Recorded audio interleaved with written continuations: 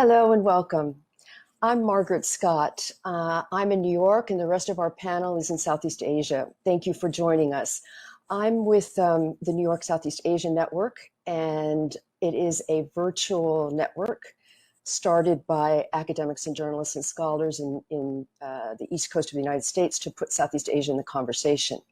And this panel tonight is an example of our virtual network. It is a collaboration with the Foreign Correspondents Club of Thailand and with the ISIS at Chulalongkorn University. And I want to give a special shout out and thanks to Dave Foster and his team for technically putting this together at Jayan Media. And without further ado, because you've all seen who's on the panel, I'm going to start. The order will be Dean Danny Quah, who's the Lee Kuan Yew's School of Public Policy Dean, and next to Michael Vatikiotis, a well-known journalist and Humanitarian Dialogue expert. Then we're going to move to Gwen Robinson, a very seasoned and long-term journalist all over the world, especially in Southeast Asia. And last to Professor Chulalongkorn, who is with the Institute for Security and International Studies and one of the wonderful co-sponsors of tonight. So thank you all for joining, and Danny, over to you. Thank you, Margaret. And thank you all for joining us. It's a great pleasure to get to speak to you. I thought that in the time I have in the opening, I would make 3 points. The first is what the gravest dangers on COVID-19 are. We're here to talk about what happens after it, but we mustn't forget what it is. The second point I want to make is my task here is to talk about Southeast Asia as a whole. So the second point I want to make is a very quick overview of the dynamics around Southeast Asia on COVID-19. The third point I'm going to make is to try and bring out where we go from here. Some of what I'm going to say will be in disagreement with my fellow panelists, but that's the point of having this discussion. So to begin, we are all now used to the idea of waking up every morning, going over to our favorite world information website and tracking that as of today, COVID-19 has infected 8.2 million people. It has killed over 440,000. It's gotten so that these numbers, we've become desensitized to them. Every day we see another digit flip, and these numbers are so big, we have lost sight of what they mean. So we need to think back how in early reports on COVID-19, what we worried about was the fact that national healthcare systems could be overwhelmed. What did that mean? Hospital beds might be insufficient. Respiratory ventilators were not going to be enough. Nurses, doctors, frontline workers were going to succumb, exhausted, without personal protective equipment. People would be falling ill in hospital hallways, in the streets outside. They would be dying without treatment. Public healthcare system would be overwhelmed. It would be the zombie apocalypse.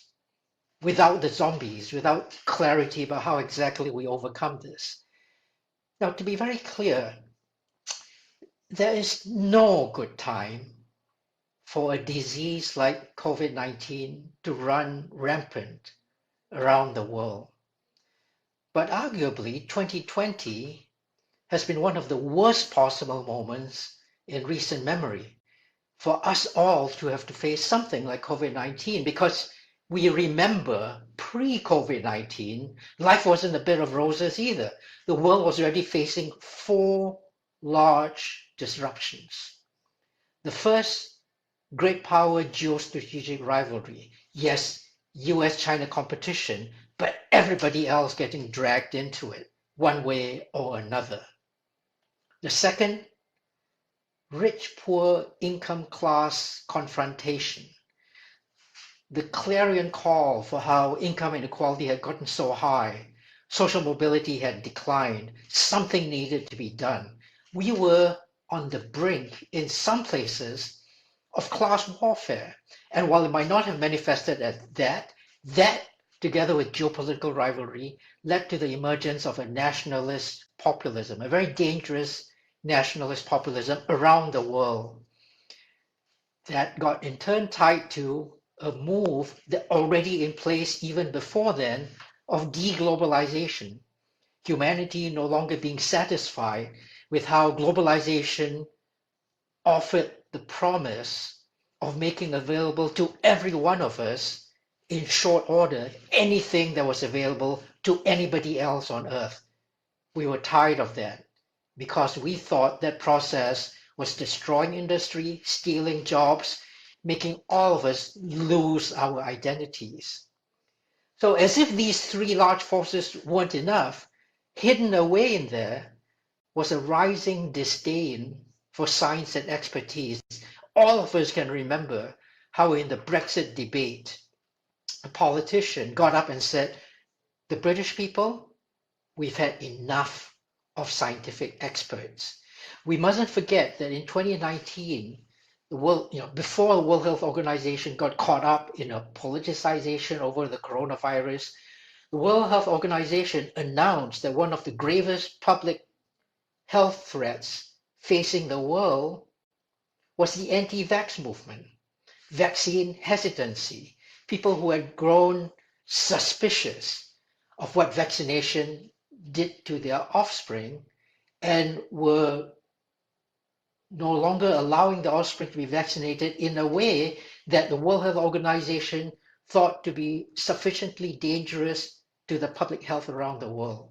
Now, with all this as background, COVID-19, well, it provided a blank slate onto which humanity could write the worst of its fears and the most egregious of its instincts. When that got tied up with Wuhan, China, the clarion call of how state control of information and citizens were disrupting a global public health response in parts of the world, foreign migrant worker dormitories becoming hotbeds for COVID-19, deglobalization, supply chain weak links being rethought, the reliance on China as the manufacturing factory of the world being re-examined, politicization of the coronavirus with the World Health Organization now itself in the crosshairs. It was not a good place for us to be at. COVID-19 accelerated, fast-forwarded many of the worst of our instincts. That's the background. What happened in Southeast Asia? Well, in Southeast Asia, many of us had experience with SARS, with experience with H1N1. There was a playbook by which many Southeast Asian nations knew how to, had put together to try and deal with this kind of epidemic. So a number of countries reacted very quickly. Singapore, where I live, is one of them. Vietnam was another. These two nations immediately put in place epidemiologic safeguards. There was constant emphasis on contact tracing, on quarantine, isolation, distancing, on testing and healthcare. And some Southeast Asian nations did a remarkably good job of keeping low fatality rates, keeping under control the infection. In all Southeast Asian nations that were successful, in fact, in every nation that's been successful, from New Zealand on through other parts of the world, what we found important was social distancing. What we found important was well-performing, trusted bureaucracies. What we found important was strong enforcement capabilities that could enforce the safe distancing measures that were needed. Because it was only with that we were able to get COVID-19 under control. And dismal as the websites are that report numbers on COVID-19 infection and deaths, it is actually quite remarkable that nations that are not remarkably well off, that you wouldn't have thought had well-developed public health systems, actually the nations in Southeast Asia have done a remarkably good job of keeping this under control. There are, of course, question marks and asterisks and footnotes that you have to put to that. Singapore had remarkable initial success, but then we were caught up in a sequence of large infection numbers that appeared among the migrant worker population. In the event, these latter turned out to be asymptomatic in many instances. The infections were mild.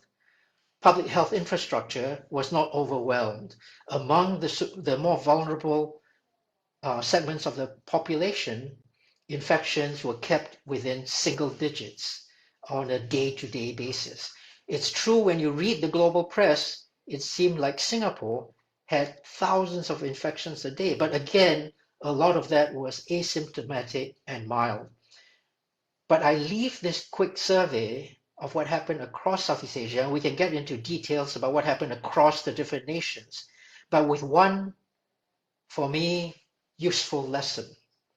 And that is across all of us, including New Zealand, which has been very successful, we need to be constantly mindful of potential blind spots. Singapore had the infection rates under control. Through contact tracing, we knew everything about what happened with the handful of people who actually were infected. But by the time we got a second wave of people coming back to Singapore and a third wave among the 700,000 migrant workers that we had, we were fortunate that we still knew how to deal with this. Many other nations who might at this point be congratulating themselves will need to be looking out for situations where a second or third wave could emerge.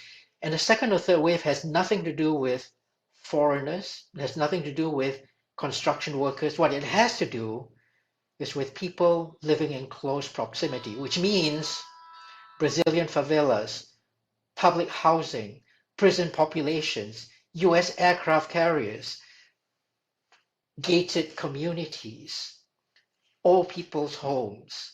All of these are things that around the world we need to be mindful of. Let me finish up with my third point. Southeast Asia, how do we move ahead? It used to be, time was, that Southeast Asia, in fact, everywhere in the world, we looked to a number of great powers in the world, politically powerful, for leadership in all kinds of global emergency. The United States was the benevolent hegemon. One of the great dangers of this world that we're navigating now in the face of this terrible pandemic is that US leadership has left the building. The United States faces internal strife. It has no appetite for multilateral collaboration. It is dealing with great power rivalry across the other nations that could potentially be leaders in this global reaction to COVID-19. So Southeast Asia now needs to take, if not leadership, at least initiative. Initiative along three fronts: maintaining international trade, keeping lines of international finance open so we can do risk sharing and work through rational ways by which we work down the immense public debt that many nations will have accumulated through this process. We need to work out systems for regional public health. We need to be nimble in how we recover international travel and tourism. We need to be mindful of the dangers of third and fourth waves. Then my last point about what we do in Southeast Asia is to try and look ahead to the changes that are going to come. And I end with this. There will be lots of changes that the world needs to do. Business will not, as far as everybody who studied the numbers, studied the science thinks, go back to what used to be the usual way. We will now have safe distancing. We will now be more careful about different ways in which crowds get together. Those industries, those economic sectors that rely heavily on crowd density will need to rethink their way of business. Let me end with three, again, final points about looking forwards for Southeast Asia, but also for the world. The first is that we need to rethink the mad pursuit for economic efficiency. We need to stop fetishizing the way in which superstar winners emerge from squirreling away all the gains from trade to be made, all the inefficiencies in the system. What we need to think about are systems that are resilient, that keep the weakest links strong. The second thing to remember about transformation in Southeast Asia, actually and anywhere else in the world, is that we will need to fast forward transformations in digital infrastructure. One of the things that has actually saved economic activity in the COVID-19 pandemic has been our ability to be able to conduct valuable economic, intellectual, scientific transactions via purely digital means, whether that's telecommuting, telemedicine, or a whole range of other things. This spread of a digital infrastructure will, in addition, reduce income inequality because they make economic activity more accessible, whether you live far away from a center or whether you live close to the center. And that leads to my final point, that the COVID-19 pandemic will teach us to be less obsessive about concentration in super cities.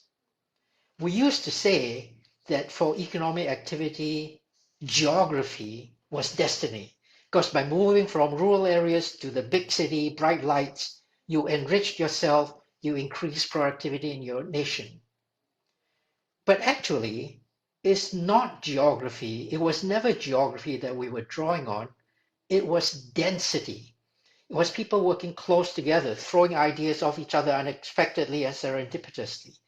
People working cheek by jowl, elbow to elbow. That is going to be no longer on offer. It was actually not geography that was destiny. It was density that was destiny. And we need to work out ways by which we no longer draw on highly concentrated super cities to make our way in the world. I look forward to the conversations that will happen. Let me turn my time back to Margaret. Thank you for your attention. Wonderful. Thank you so much, Dean Quah. You raised a lot of extremely interesting and important points that I hope we probe more. Michael Vatikiotis is going to also be talking a bit regionally, and I wonder if he shares, Michael, whether you share Danny's optimism about the way Asia can work together.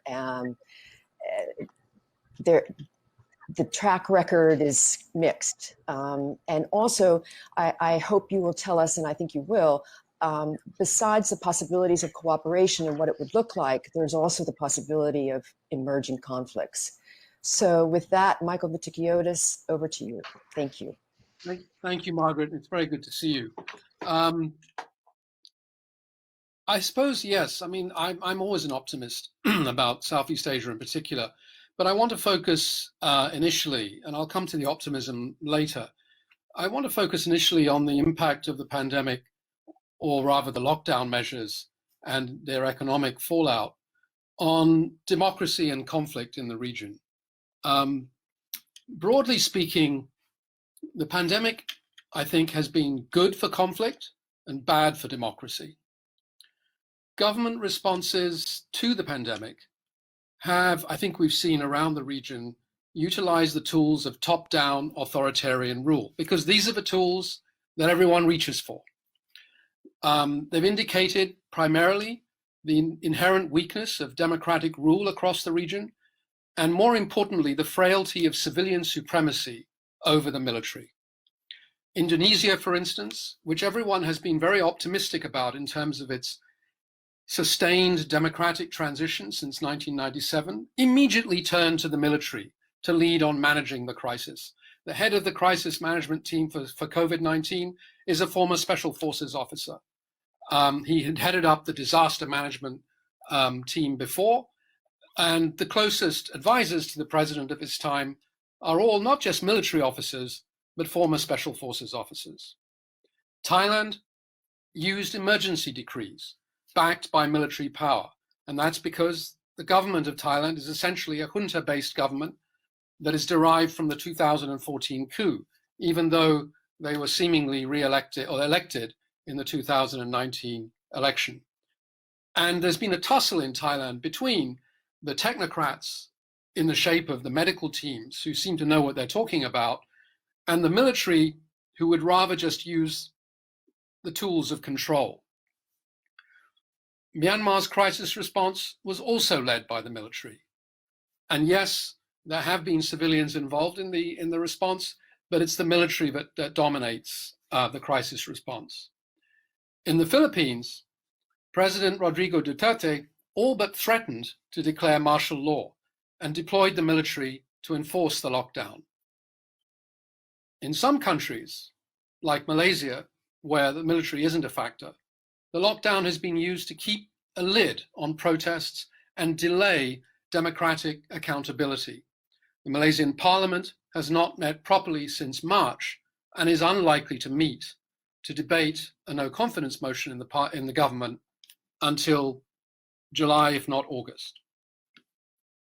Now, countering that to some extent has been, I think, something of a pushback in the last couple of weeks, which strangely enough has not been derived from the COVID-19 crisis, but has been very much on the back of the Black Lives Matter movement in the United States, which has given impetus to NGOs and civil society to advocate for equal rights, greater tolerance, and even, in the case of Philippines and Thailand, on human rights.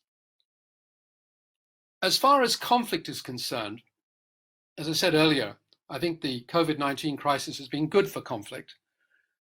Whilst there were promising signs of a ceasefire in all the subnational conflicts around the region, to begin with, for instance, unilateral ceasefires were declared by the armed ethnic organizations in Myanmar, in southern Thailand, and in Papua.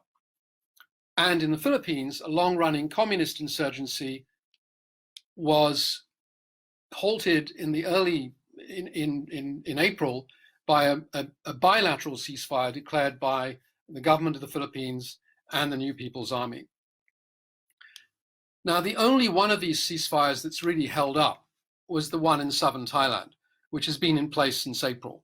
And it's unilateral, and the Thai government has not responded in the same way. And there has been no violence perpetrated by the Barisan Revolusi Nasional, the only effective insurgent group in southern Thailand since April. In Myanmar, the government refused to reciprocate the offer of a unilateral ceasefire by the Arakan Army in Rakhine State and two other ethnic armed organizations on the other side of the country on the Chinese border. Fierce fighting has continued in Rakhine State, and to this day we now see more than 160,000 IDPs, 160,000 people made homeless by the fighting, which is particularly fierce in the northern part of the state up against the border with Chin State and Bangladesh. In Papua, the government hasn't responded to the OPM, that's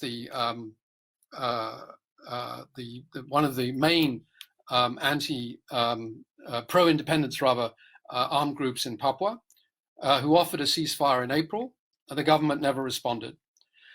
And in the Philippines, the government abrogated the ceasefire soon after it was declared and has gone on an aggressive campaign to hunt down communist insurgents. So in many ways, what we've seen is we saw an initial response in response to the UN Secretary General's call for a humanitarian ceasefire across the region. A lot of these ceasefire offers were, I would say, rather opportunistic, a little bit cynical in some cases, and they were mostly unilateral. But by and large, these conflicts have also managed to continue without being badly affected by COVID-19.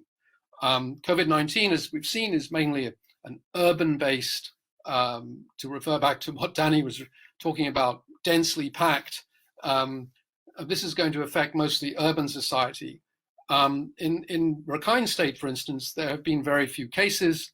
There is, of course, concern in the community about COVID-19, but by and large, the conflict areas themselves have not been badly affected. I suppose southern Thailand is something of an exception because there was a cluster of people who returned from religious gatherings in Malaysia early on in March, and there were sort of several serious clusters of COVID-19 in southern Thailand. So the conflicts themselves have rumbled on. governments have been very distracted by the need to address the health crisis, and therefore peace processes that have been underway in Myanmar, in Thailand, and in the Philippines have largely fallen by the wayside. So it's a combination of the conflicts continuing and also governments at a high level very much distracted and unable to focus on conflict peace processes that may be addressing the conflicts. To go back to the overall political situation and maybe to address the point that Danny made about recovery, I mean, clearly we are going to see a huge economic impact on the region, and those of us who were covering this region in the 1997 financial economic crisis probably thought at the time before the crisis ended that there would be a serious long-term impact on Southeast Asian economies, which didn't turn out to be the case. And there were two reasons for that. The first reason was that many people who had thrived on the informal economy in the urban areas and the formal and the go-go economies of Thailand, Indonesia, Philippines, and Malaysia, and so on at the time, were able to go back to rural economies and be absorbed to a large extent at that time. And this is not the case this time. The rural economies of mainland Southeast Asia, at least, are not in good shape. There is an extended drought in Thailand, in the Mekong Basin, and the absorptive capacity of rural areas is not as great. Also, you have a much higher level of migrant labor across the region, and they've been basically told to go back to where they came from. And so you've had a lot of dislocation and disruption. There are up to more than 1 million Indonesian workers in Malaysia who've been trying to go home, have been told to go home. There are 800,000 unregistered, undocumented Filipinos in Sabah in East Malaysia, 3.5 or 4 million migrant laborers from Myanmar in Thailand. And so that dislocation, social dislocation, they don't have homes to go back to in the countries they're in, and they have to cross borders, has been much greater than I would argue back in 1997. And the second reason why the parallel doesn't quite work is because back in 1997, most of these economies had fairly healthy reserves and balance of payments. There was prudent economic husbandry in countries like Thailand, which meant that it was easy to recover. But now we see a situation where Thailand hasn't quite recovered fiscally in terms of its debt from the 1997 crisis. And now it's hit with the crisis today, and it's going to be much more difficult to recover. In Singapore, of course, has spent 100 billion Singapore dollars and has got 300 more to go in its reserves. So it's not so badly affected. But I think we're going to see other countries in the region, and perhaps this is something that others can address later on, hit by much more long-term economic hardship because of the extent to which the economic crisis to come after the pandemic will hit these countries and be longer lasting. So I'll leave it there. As I said, I think it's been good for conflict, bad for democracy.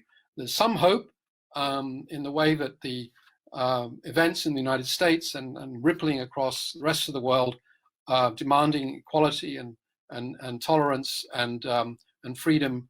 I think that's a ray of light at the end of this pandemic crisis, and not driven by the virus itself. And that's something perhaps we can talk about as well. Thank you, Margaret. I'll turn it back to you. Wonderful. Thank you, Michael. Again, another layer to put on top of Danny's great remarks. And now Gwen is going to actually delve into something that we haven't talked about as much yet, and that is the most vulnerable. There are, besides migrant workers who are definitely a vulnerable class, there are many others. And so Gwen, the president of the FCC Thailand, organizer of tonight's panel, and longtime journalist. Thanks, Gwen. Turn on you're muted. Gwen, you're muted. Thank you very much. Great. I do that all the time. I'm sorry. Thank you, Margaret. And I just wanted to say I feel honoured to be on such a great panel, and I found the remarks by Danny and Michael really give us great food for thought for further discussion. I'd just like to make the point here that I wear a couple of hats. So I've been doing a lot of research lately as a senior fellow at ISIS, the Institute of Security and International Studies, with Dr. Titinan on the panel, but also reporting for the Nikkei Asian Review, and have recently been interviewing a lot of workers and other people that you could consider the most vulnerable in this post-COVID situation here and elsewhere in Southeast Asia. I think the most striking thing I'd like to say about and I think we can call it a post-COVID phase or a COVID transition phase at the moment, because you might be aware that Southeast Asia has gotten off what might be seen as very lightly, and Thailand has been one of the great success stories in the region for containing the virus with little more than 60 deaths and just 3,000 or so infections, while Vietnam is virtually zero, and so on. Some other parts of the region are not so lucky, but they're all contending, I think, with the issues that I'm talking about, which is the impact on the most vulnerable. So I think the most striking thing to me is how the countries, some of the countries in this region that took the hardest decisions and, you know, possibly as a consequence had the lowest incidence of COVID-19, have really clearly been paying the highest price economically in terms of economic contraction, job losses, capital outflows, and the impact on the bottom rungs of society, the most vulnerable. And I think, I hate to say it, but I think Thailand, which was just the greatest tourism success story, great magnet for foreign investment, etc., is probably the starkest case in point to illustrate some aspects of the impact of the post-COVID and COVID lockdown measures, particularly on the most vulnerable, and can give some insight into what's going on in other countries of the region. So out of a population of 70 million people in Thailand, I think more than 40% of jobs in a workforce of about 37 million are considered threatened in one way or another as a result of the pandemic, or at least the lockdown measures. And like some other countries in Southeast Asia, the reason that Thailand has been so hard hit is partly due to its dependence on a handful of key areas. But Thailand, more than all the other countries, its inordinate reliance on tourism, which basically accounts for conservatively 12% of GDP, but most economists will tell you it's easily 20% when you take into account the support industries that depend on tourism, everything from agriculture to the gig economy. And then also basic manufacturing, completely reliant on exports, and agriculture. These are all areas badly hit by the pandemic, agriculture because of commodity prices and so on. Worsening the situation, particularly for Thailand, and Michael touched on this, pre-existing circumstances such as the growing drought, which has driven many farmers into destitution in the north and was kicking in very badly way before COVID reared its ugly head.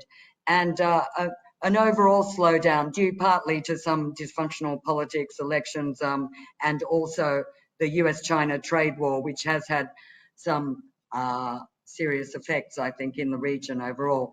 And many jobs in these sectors I mentioned and beyond are what you call informal. They are piecemeal.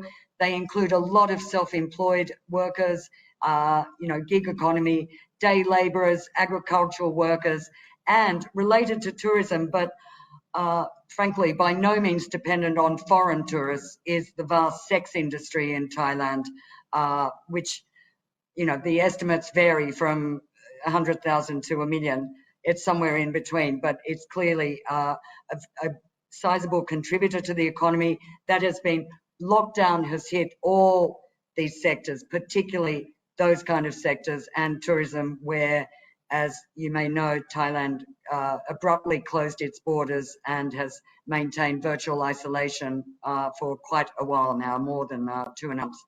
So, you know, those kind of measures helped the economy a lot. Helped Thailand avoid the worst of COVID. It could also have been, as I think Danny touched on, it could be something to do with heat and humidity. But anyway, there you have it. It has emerged almost unscathed from the actual pandemic, but it's probably the worst economic victim. I spent, as I said, some time interviewing people hit by the lockdown measures, and I've been working with colleagues in regional countries to try to get a snapshot of the impact on the most vulnerable. And we've concluded that alongside tough decisions to lock down, I think many governments in this region, and particularly the Thai government, announced some very big spending packages for emergency relief payments, as well as subsidies to industry, tax breaks, etc., and a host of programs in the hope that this would offset the impact, particularly when it comes to the most vulnerable. But here, like in many countries of the region, it is really clear it has taken way too much time to get funding and relief through to those bottom layers of people. I can go into it later, maybe we can discuss it, but programs to apply for some relief funding in Thailand are available here only by applying over the computer, internet, mobile phone. I mean, there actually are quite a few people in Thailand who don't have computers or internet access very easily, or don't understand how to upload and download documents. So I think that has compounded this situation. And what we're seeing now is a real surge of, for example, food queues all over the place. There are many. It is unthinkable to see in this country, which has become a middle to, I think, upper middle income country in recent years, food queues all over the city, big NGOs springing up, sending packages out all over the place. There is a real sense that the vulnerable are in crisis. As well, it should be mentioned that migrant workers are a big part of the economy here. The estimates are into, I think, around, I'm sure Dr. Titinan can correct me, but I think there are about 3 million and possibly more from mainly Myanmar, Cambodia, Laos. And migrant workers have also a difficult status here. Many have documentation, many don't. And they are largely falling between the cracks, as are, as I mentioned, the sex workers who are technically not eligible for these relief payments. I think a very interesting point that is a real problem, I think, for governments is working out how to get these relief payments out, but also who should be eligible. This is a good example. I think in Thailand it was announced that the government would give 5,000 baht, which is about nearly about $170 relief payment per month for 3 consecutive months to people who were in crisis, who had lost jobs, etc. They were completely taken unawares. 27 million people applied for that program. And in the initial weeks, the government was just forced to announce that it could not deal with that number and it would massively scale back that program. There was, ups and downs and stops and starts, and they eventually arrived at a number, I think, of about 14 million. And that program is supposed to have kicked in about 2 months ago, but I've been interviewing people as of 2 weeks or 3 weeks ago who are still to get payment. And we think at the moment there's probably about 4 to 5 million people who've received the first month of payment. There's a lot of need out there, and there are concerns that the next phase could see some really serious distress in the most vulnerable sectors. And I think all the big agencies, IMF, World Bank, and UN agencies have been warning about this situation. So I think that kind of sets the scene. And what to do about these sort of things. I mean, we could go on about, and I know my fellow panelists would probably have more insights into other countries of the region. I can say, though, that, looking around in Cambodia, Indonesia, Myanmar, these are all countries with similarly similar economies with a lot of 60% or more informal workers who are not really in the formal economy, and many unrecorded. And they all these governments have a problem about what to do next. I think there's a big lesson here, not only about rethinking policies, for example, social safety nets and things like that, but also how you deal with this whole issue of identifying the right people and getting the right kind of help out there. So I'm happy to come back to that, but I will leave it at that for now. Great. Thank you very much, Gwen. Yes, nobody's touched on in the delivery to people hit by the pandemic, the way it combines with the record of corruption in many of these countries and what's going on, particularly for the most vulnerable. So maybe we can get to that in questions, but thank you. And now we come to Professor Chulalongkorn, and he has the wonderful job, and he's very good at it, of pushing forward from where we've been so far in this panel. And then to push it out, two things I'd love it if you would talk about is, do you agree with Michael that this time around is much worse than 1997 to get out of? One. And two, how is it going to affect the region, particularly in light of Southeast Asia has long been the arena for US-China rivalry. And now we are seeing the pandemic is absolutely complicating what that rivalry is and where it's going. So if you could touch on that, I'd be very grateful. And I turn it over to you. Thank you very much. Okay. Thank you, Margaret. And greetings from Bangkok to our viewers. I just want to say as a preface, this is a combined event, combining forces of the New York Southeast Asia Network, the Foreign Correspondents Club of Thailand, Institute of Security International Studies of Chulalongkorn University, ISIS Thailand. Our tech team is supported by Frederick Naumann Stiftung, the Frederick Naumann Foundation. So, thanks for tuning in. This is let me just address Michael's point first, and then I'll come back to my three main points about COVID-19, about the US-China international scene and setting and geopolitics, and then finally about Southeast Asia, ASEAN, how we're going to navigate the way ahead. First, 1997, 1998, as Michael Vatikiotis mentioned, this is a different kind of crisis. I mean, the 97, 98 for Thailand, the epicenter, where it started in July 1997, it was the first time, before that, for 3 decades, Thai economy expanded 6% a year, 6.2% a year. But 1997, 1998, big contraction year on year. But back then, the agriculture sector was 40%, they can absorb a lot of the jobless people who lost jobs. A lot of finance companies were closed, security brokerages. So there was a cushioned, a sponge that can absorb for a time the workers, people who suffered the hardships. They can go back to the countryside because many of them came from the countryside. Now this time, the agricultural sector is about 28% now. I know a lot of people who suffer from this pandemic, COVID-19, who didn't go back to the countryside. They had nowhere to go back. So they stayed around, they stuck it out. And now they finally, thankfully, are resuming their jobs and their livelihoods. So very different than 1997, 1998.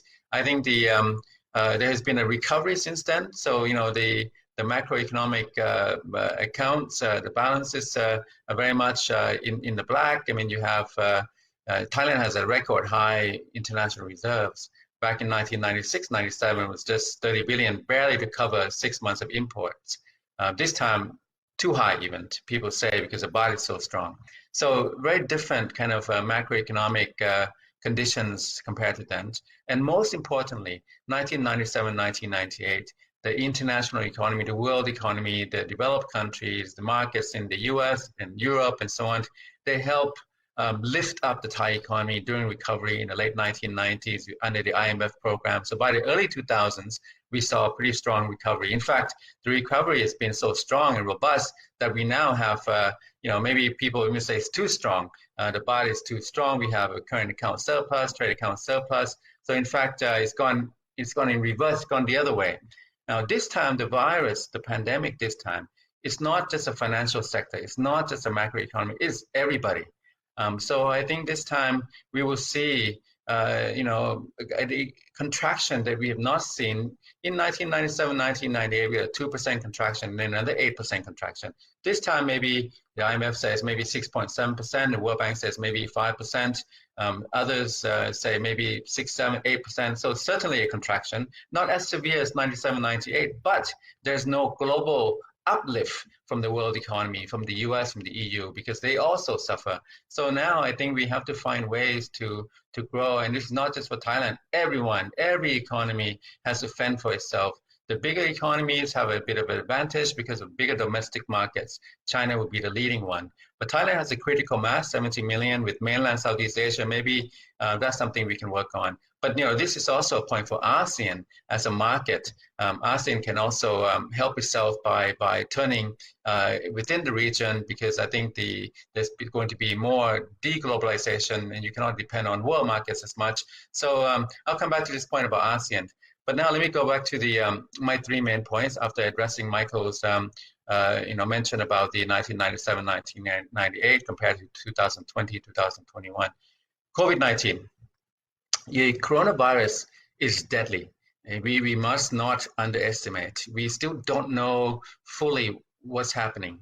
We know infections, we have the death toll, we have the table of different countries with different numbers and so on, but the virus itself is potent, and it still has a long way to run. It's going to have its run. It's got a lot of legs. I'll just it's not something I want to make a light note on. There are now a second wave in maybe some clusters in China, second waves elsewhere. Singapore has seen some cluster. India's numbers gone up alarmingly, Brazil's as well. So we cannot be complacent. We have to be very vigilant.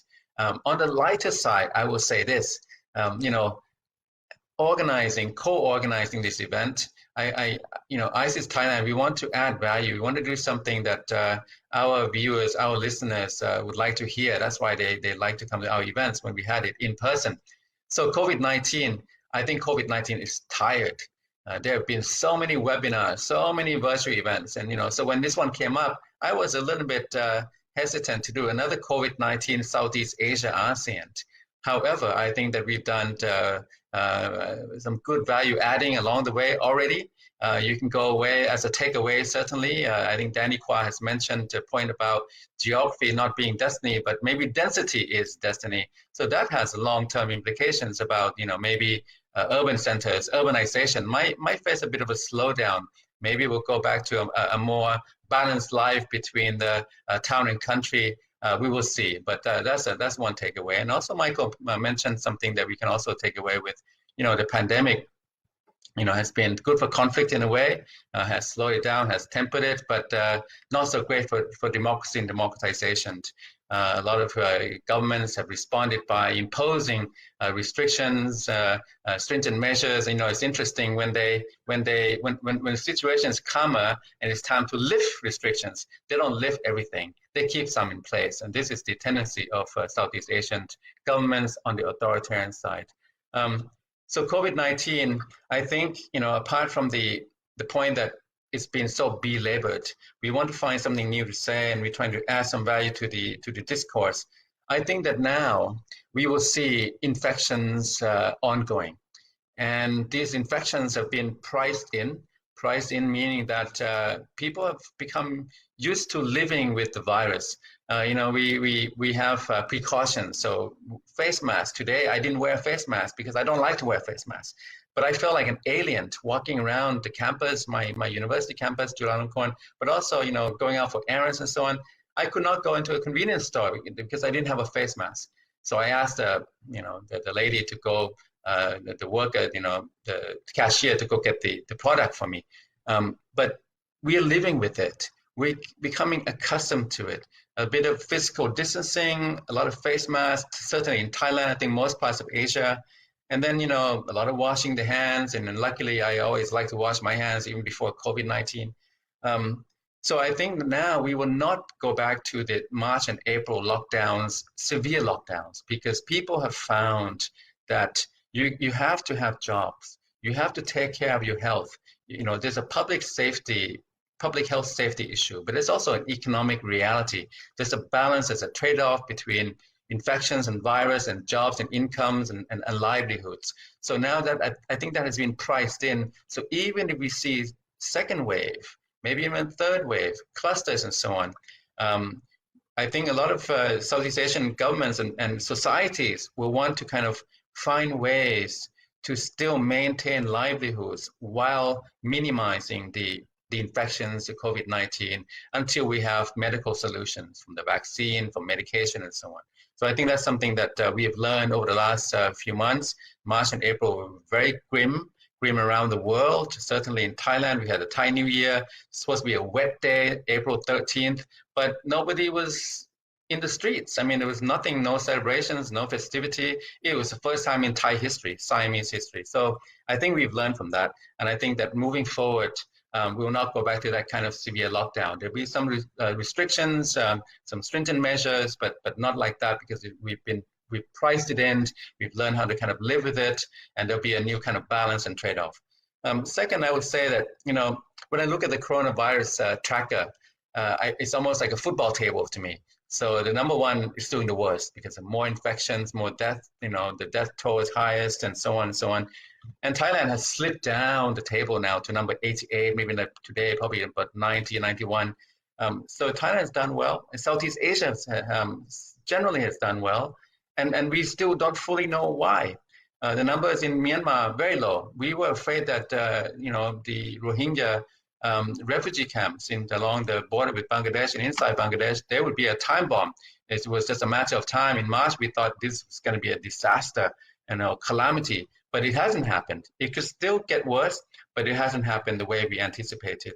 And Southeast Asian numbers generally, with few exceptions, maybe some clusters or numbers in Indonesia, Philippines, but broadly, Vietnam has done very well. Singapore has had some clusters, but has been very proactive on the tracing, tracking, and the government is on top of it, even though the numbers are high. Thailand is a very low number. I mean, the suicide number is higher than the COVID death toll in Thailand. Myanmar, Laos, Cambodia. So we don't fully know why this is the case, but nevertheless, COVID in Southeast Asia has been very manageable. And now, if you look at the table, the coronavirus tracker table, the highest number is the US, certainly now India, Brazil, and a lot of European countries. So in the broader geopolitical frame, my second point is that the US has suffered a lot more than the rest, and it's suffering still. Numbers still going up, and now it's been compounded by this. In the wake of the George Floyd murder and the protests around the country. I think the protests also derive from pent-up frustrations from being locked down and COVID-related, but also ingrained, inherent, institutionalized racism that's come to the fore again. So, and then President Trump hasn't helped matters by fanning the flames of discontent, polarization, playing one side against the other, and so on. So in the US, in the election year, things will get worse. I mean, they have, from afar, from outside, from way here, over here in Thailand, it looks like a civil war inside. It's in the 1960s all over again, maybe even worse than 1968 in many ways. So US suffered a lot. The EU has suffered a lot. Number is very high in key EU countries. I mean, the UK is still, has internal turmoil. So what I'm saying is the US and EU have suffered setbacks from coronavirus more than East Asia, more than China. China was first in, first out, now having some new breakouts, some new clusters. But overall, onset of recovery, resuming livelihoods, economic activity again. And this is consequential for geopolitics because, a lot of countries in Southeast Asia, we look at the US, I mean, who wants to be like America? with endless polarization and very visceral hatred. Racism is on the one hand, but also polarization, and then a very controversial president. In the election year, he has a very weak opponent, so who knows who will win. But the US is not looking good. China doesn't look great. China's authoritarian. We can see, we know. I think a lot of countries have reservations about China. Some countries are more in on China than others. Say Cambodia, for example. Thailand is probably sort of, a bit tilting towards China, but still have some reservations. Vietnam certainly not. But the US, I think, has not done itself favors by having such internal turmoil, polarization, divisions, and it seems intractable. Now, this will mean that China will, it will play to China's advantage in the region and, all over the world. People look around, there's a Belt and Road Initiative. The US, interestingly, in the military realm, stepping up a lot, carrier groups. And now we've seen the US taking more measures, more operational patrols in the South China Sea, pushing back very hard in hard power. But soft power, nowhere to be seen. Very, very slow, very low, very weak. So in the geopolitical mix, we're looking at Japan and South Korea. I'm in favor personally of working through ASEAN with like-minded middle powers, Japan, Republic of Korea, and as a way of not having to side with China or not having to side with the United States. And finally, my third point, Margaret, going back to your original formulation about Southeast Asia as a battleground. It is a battleground. Southeast Asia is a nexus between prosperity and insecurity. This is a good market, a good place, and has critical mass of people, 660 million people, 3 trillion GDP. It's the fastest growing region in the world. Thailand is a laggard, but the rest are growing robustly. And overall, now I think Southeast Asia economies need to rely more on each other. There have been divisions in Southeast Asia among the ASEAN member states, but now, we're not going to see the kind of globalization that used to be. So we will see more bilateral outcomes, more regionalized outcomes, supply chains, trade. We will see even travel, this so-called travel bubbles. It's going to be like bilateral free trade agreements. So there'll be bilateral free travel agreements. These are something along the lines of, it's kind of like self-made, one-on-one. It's not multilateral. It's not globalized. So Southeast Asia ASEAN economies should be very glad that they have each other. There's a lot to build on, a lot to work on. We will see, I think, a lot of domestic pressure leading to international outcomes. So the US, I think they're going to ramp up the rhetoric against China. China also will be under pressure at home to respond to the US. So the China-US face-off is going to get worse. For Southeast Asia, I think, there's been divisions on China in particular. I think China has divided ASEAN.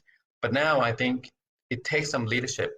And I think under Vietnam's chairmanship and moving forward, ASEAN should really realize that if you look around the world, there's nowhere else to go. They should really be glad that they have each other, that they have ASEAN together with East Asia, some China, but a lot of Japan, a lot of Korea, maybe a little bit of Australia, a lot of New Zealand. This is where the next growth projects are gonna happen, are gonna shape up. And this is where we have to put our butter and rice. So let me leave it there, Margaret. There's a lot more to say, but I also want to leave time for questions and comments from our audience and viewers. Yes, we do have a lot of questions. And my question is ASEAN up to it? You make a very persuasive case that there's nowhere else to go, but these countries have been where they are for a long time, and ASEAN hasn't been able to get it together to work collectively on an agenda that really is difficult. And this is a very difficult one, so I wonder whether they'll be able to do that. And the other thing, one question is, we've heard COVID is a health issue, an economic issue, but would it be fair to say it is a national security issue for Southeast Asia, is one question. And another one, which is to your point, Professor Kuan, Titinan, is with the US abdicating its role as a global leader, could COVID-19 push ASEAN closer? And would it be possible to see in the future an Asian confederation? So there's a lot of questions on ASEAN. And while you're talking about ASEAN, and I want to open this to everyone, we haven't spoken enough about Indonesia. Indonesia is the largest country and it's the hardest hit by the pandemic. And Michael, your comment that it is following the footsteps of militarization of its response, I beg to differ. Those are retired ministers. There's no evidence that there's active military involvement in either the politics of the pandemic or the distribution or corruption or political ramifications of the pandemic. Certainly not on the scale of the other countries you mentioned. But I'd love for each of you to weave in Indonesia in whether or not it's going to help with this cohesive ASEAN response or not. Who wants to start? Danny? Michael. I'll just say on Indonesia, I think one of the I can weave together a couple of your points there. First of all, you know, at the high level, interaction between leaders in ASEAN has been thoroughly hampered by the COVID-19 pandemic. It just doesn't work to do what we're doing now, which is to meet on some sort of virtual platform. Officials in ASEAN are used to having face-to-face talks. Leaders are used to having discussions face-to-face. And while it's been possible to hold meetings at a high level using these kinds of platforms, and I've spoken to people in Vietnam about this because they have the burden of chairing ASEAN, it just has not been effective. You simply can't have the same quality of discussion on sensitive issues of regional cooperation on these virtual platforms. And so I would argue that formal diplomacy has not completely broken down, but it is more or less ground to a halt. And the Vietnamese are very frustrated because this has been an important year for them as chair of ASEAN. And it's just not been very successful. The whole code of conduct discussion, negotiations around the South China Sea have gone nowhere. The working groups have been unable to meet. High-level discussions with China have been at the very best, what they've been able to do is to replicate the sort of the formal talking points discussions. But the real substance of these discussions are always done away from those talking points, and that hasn't been able to happen. And so the machinery of ASEAN has ground to a halt. And just to come back to Indonesia, going into this crisis had a very ambitious agenda, foreign policy agenda, led by Foreign Minister Retno Marsudi, to play much more of a role as a middle-sized power, to get involved, along with Vietnam, in regional issues. And I think that's really been sideswiped. You know, a few weeks ago, I spoke to the Indonesian Foreign Ministry about Afghanistan because they're supposed to be playing a role in the inter-Afghan talks. And I was told by a very senior diplomat, look, we've been asked to source ventilators. We've got no time for the agenda that we had prepared. And so I think that it's really hampered regional diplomacy. But I do agree with Jay that, you know, this is an opportunity for ASEAN and for mid-sized powers in the region to come together. And it is a fantastic vision to have, to sort of play that role at a time when the United States is really a rather prickly one. I think there is an opportunity for the region, along with other mid-sized powers. The question is, how do you do it when you can't meet? So, Professor Titinon or Danny, you want to jump in here? Yeah, perhaps I could jump in. I know Titinon wants to go on this as well, but I might pick up on your point, Margaret, about the U.S. leadership, you know, having exited, leaving a vacuum. Can ASEAN step up? And I think here we perhaps we need to shed old visions of what we think leadership, cooperation, regional outcomes looks like. For good or bad, for the last 70 years, because of overwhelming US supremacy in almost every dimension, the whole world was happy that the United States was the benevolent hegemon. And the whole world was fine with the United States sailing in with the Seventh Fleet and fixing things for us. But that supply of leadership is no longer forthcoming. America is not minded to undertake multilateral initiatives. It is not minded to look at the rest of the world and try and do good things in the rest of the world. It is, it is, as Titianan described so vividly, overwhelmed with internal strife.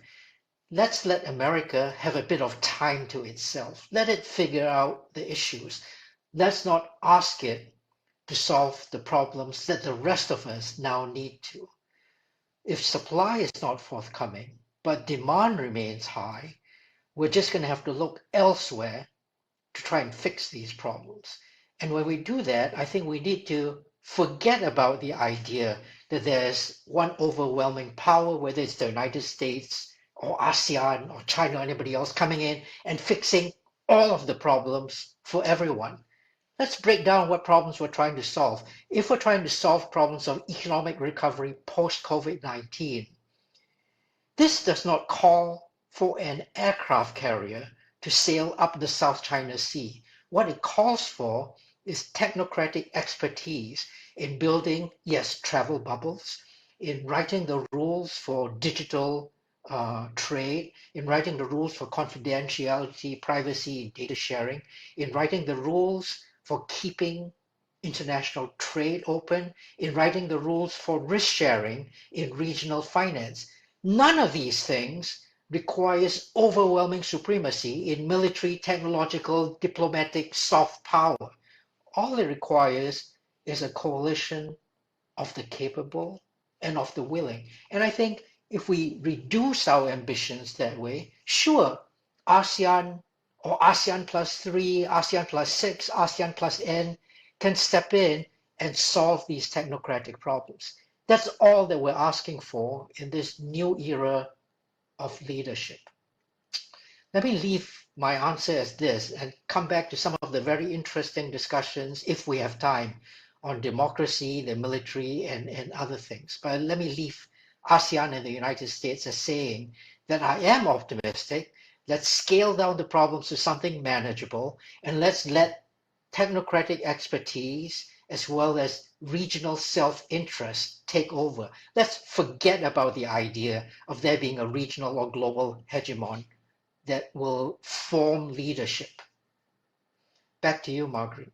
Kun Titianan, if you want to add, and I'm just wondering if any of you think, along with your question, is this an opportunity to really start getting better governance to address the inequalities in the region so that the people Gwen is talking about may actually get some help from the states where they live? But still, to ASEAN, Professor Titianan, if you want to. Let me just build on what Michael said. I mean, he has a good point that ASEAN diplomacy is private, is privately led. They are famously known for making major agreements on the golf course, at the karaoke halls, and having music and drinks, and on the sideline meetings. So when you don't have these actual in-person meetings, for example, they're having a summit. There's an ASEAN summit coming up in next week. It will be a virtual event, but this dilutes the ASEAN ways of doing things. So I do think that the virtual world and means have limitations, and ASEAN has suffered for it. At the same time, if you look at the authoritarianism, if you look at the spectrum, COVID-19 has been a boon in many ways to the ASEAN, Southeast Asian governments. Thailand has had an emergency decree still in place, even though conditions have improved. Philippines, you look around the whole region, even more democratic Indonesia, there have been some creeping authoritarian practices. So I think that overall, we're seeing more authoritarianism on the uptake from COVID-19. It has exacerbated or compounded pre-COVID-19 trends. And this is not going to play out well in Europe and in North America. And I think China is going to kind of benefit from this a bit. You know, the US has not come to meetings with ASEAN leaders, right? So the US, both President Trump and Vice President Pence missed the last summit, the East Asia Summit last year, and they were going to have a rescheduled US-ASEAN Summit, but because of COVID, it was canceled. And now, you know, this year, election year, we will not see them. Trump, Pence, nowhere to be seen. So this is consequential because, you know, the way that ASEAN works is face-to-face. It's showing up. So if you don't show up, you miss half of it and maybe more. So I think now, you know, China is suffering too from COVID, but I think that they are recovering faster, and they have a big domestic market that can be a cushion in these dire times. And moving forward, I'm just thinking that maybe 3 months, 6 months into next year, they'll gain an upper hand.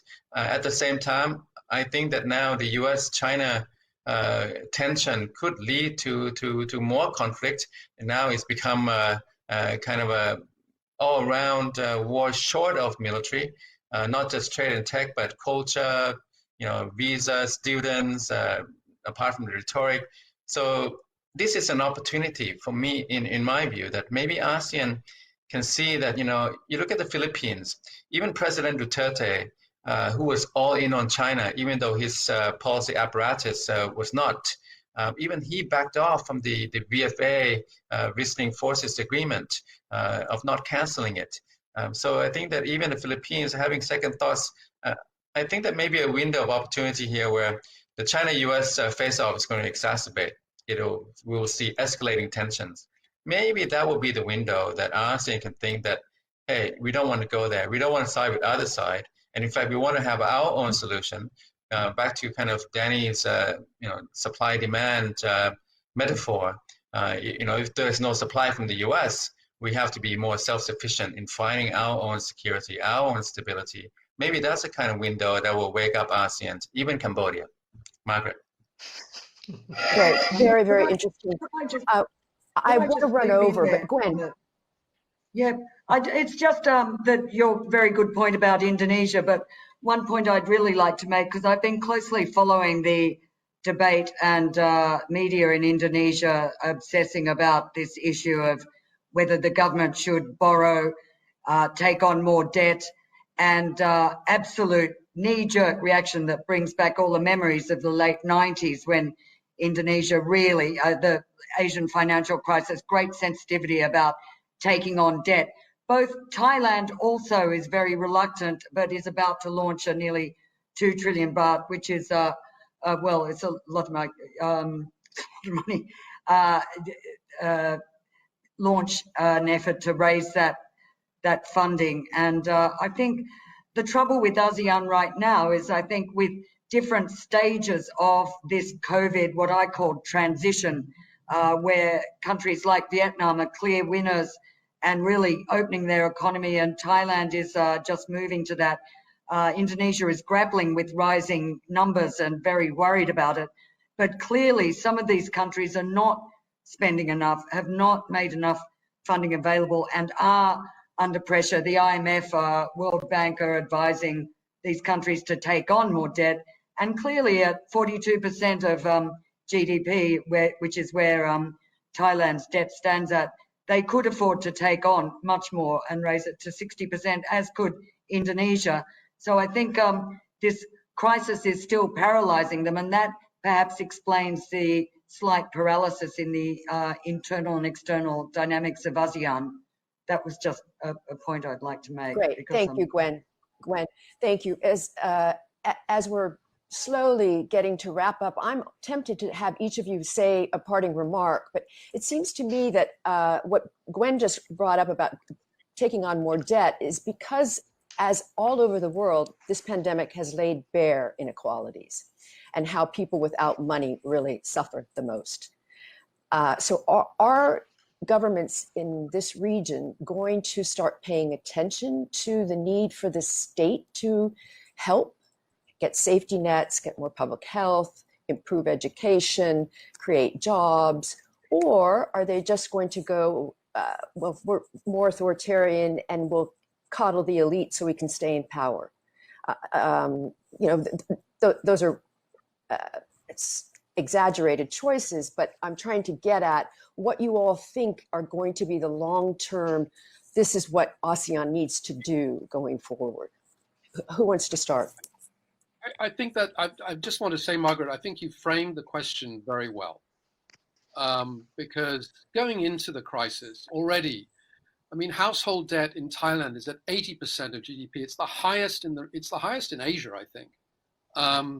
Inequality was already a framing argument for increasing levels of unrest, discontent in countries like Thailand and Myanmar, and I would argue also in Indonesia. It's an underlying, I mean, identity politics plays a very important role in some of these countries in channeling this discontent, but profound inequality is very much a driver. And so I think you're right to frame it that way, that the COVID-19 crisis has just highlighted and emphasized the degree to which inequality, which has not been addressed in all these years of development and growth, and where oligarchies and elites have essentially looked after their own at the expense of distributing the benefits of that growth and development in many countries. And Southeast Asia has never been very good at social safety nets. Most countries, Singapore being one, have a sort of a reasonably adequate amount of welfare, but not one that would sort of provide be a serious drain on budgets. And so there's a sort of not quite sufficient, but something is there. And then the question is, will there be more after this health crisis to cope with what Gwen was pointing out earlier as a very important issue, which is the migrant and the migrants and the vulnerable. So I think that's a very good question. I don't think we have the answer yet, though. Of course, we don't have the answer, but I'm wondering, because we're running out of time, I want to get to everyone. If you give some insight into which path you think is more likely, Professor Danny Quah. Margaret, if I could just confirm what Michael said about Singapore. Singapore does not have an approach to social welfare as we typically see it elsewhere. Its approach is job creation, job support, job encouragement, not handouts to the unemployed. But having said that, this is a scheme that has fully taken on board the ideals of social coherence and social mobility. So in terms of trying to narrow the gap of inequality, I find that this is an approach that's actually extremely powerful. The second thing I might just say, and then I'll end with this, is that many of the things that are happening with COVID-19 might structurally be already helping in terms of social mobility and flattening income inequality. Now, that might seem surprising because all of us are taken with this image of poor migrant workers stuck somewhere crowded and with COVID-19 running rampant through them. How is that actually helping them? But longer term, what's happening with COVID-19 is that it's rewriting the rewards to economic activity. It's taking away, it's pulling out from underneath the high rents that expensive real estate has always been able to command because of our love for congestion and density. But COVID-19 is saying we don't want that, we don't need that. We move away from a society where this congestion gives rise to superstar economics of rents. And we will pull that away. We will move towards a society that's more resilient because it's the weakest link that needs to be brought up, no longer fetishizing the top 1%. So bizarrely, although we have a difficult time to go through in the short term, longer term, we might be coming around to an economy that's actually more egalitarian because of the structural changes that COVID-19 is putting in place. Back to you, Margaret. We'll see. We'll see. Professor Titinan, can we ask you or Gwen to close us out because we've run over? Okay, Well, very quickly. I mean, go ahead. you had a very, Gwen can have the last word. I said very quickly, I'll just say that, to your very good question, I have a kind of a two-leveled response. The first level is the global international. I think COVID-19 has been another big nail, another major nail in the coffin of the liberal international order as we've known it. I think that's breaking down. It's now been accelerating. There's been an accelerated breakdown. You look at the U.S., China. You look at China abrogating. I mean, you look at U.S. abrogating from its responsibilities, the burdens that it used to shoulder. And you look at China filling in some places, and now you look at the tension between the two. So at the international level, it's becoming like every man for himself, herself. It's like every state for itself. And this is consequential for ASEAN because ASEAN has a neighborhood, has a pretty good, peaceful, and prosperous neighborhood that it can fall back on in a world of every state for itself. My second direction of addressing your question is, the inequality is becoming a reckoning. I think, Gwen and Michael talk about Thailand, inequality, household debt is like 86%, fiscal public debt, we're looking at 58% from 42% after the latest bailout package of 1.9 trillion baht, which is about over $60 billion. But what we're looking at now in these different countries in Southeast Asia is how inequality is being worked out and worked on. In countries like Thailand, it is not being worked on. So you end up with repression, oligarchy. You can think of even the Philippines in the 60s, 70s. So I worry a lot about Thailand. Singapore, 30 years ago, I was a lot more critical. Single party dominant kind of a soft authoritarian state. But now because of the backsliding everywhere else in the region, Singapore, in my book, is at the forefront in being responsive, being accountable, trying to spread the wealth, addressing the inequality. So it depends where you look. But in some places, you'll see more oligarchy, repression, authoritarianism.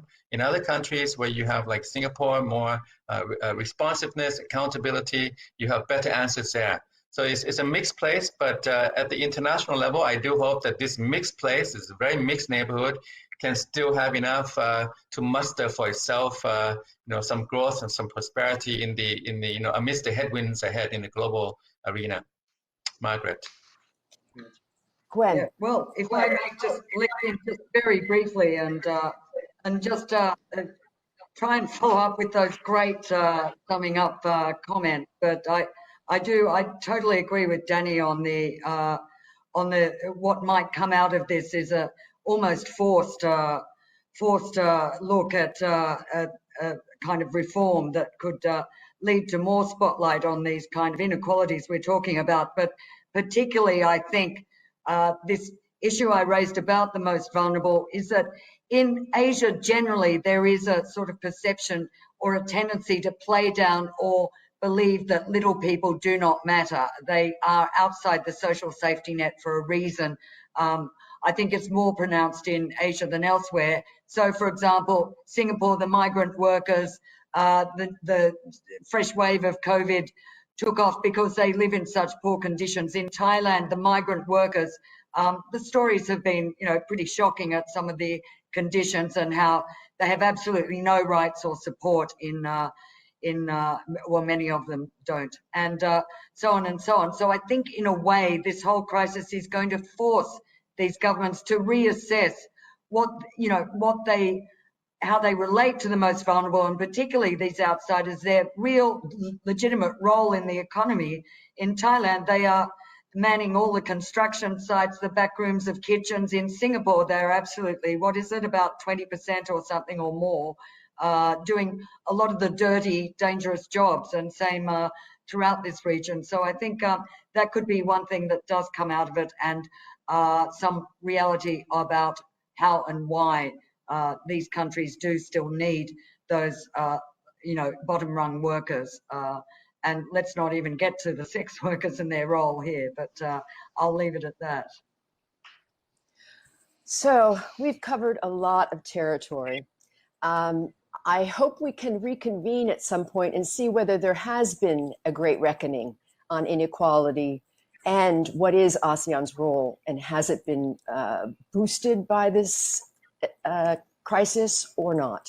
So maybe we should take a rain check and come back. But thank you. I want to thank everyone. I want to thank Dave Foster for all his technical help.